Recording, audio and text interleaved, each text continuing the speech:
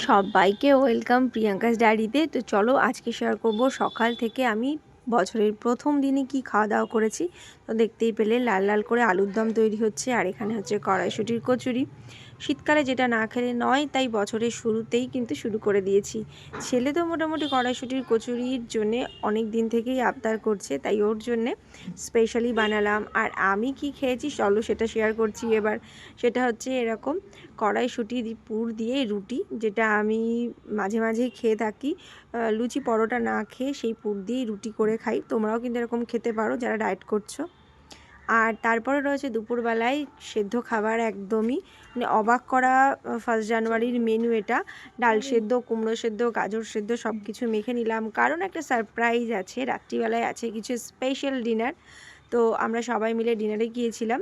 তো সেখানে কিছু খাবার দাবার অর্ডার করা হয়েছিল, যেমন চিকেন মাঞ্চুরিয়ান, 2 রকমের চিকেন চাউমিন, একটা ছিল একটা সেজওয়ান চাউমিন ছিল, তারপর হচ্ছে চিকেন ললিপপ। তো সবটা দিয়ে খাওয়া দাওয়া শেষ করে সুন্দর করে বছরের শুরুর দিনটা কাটালাম।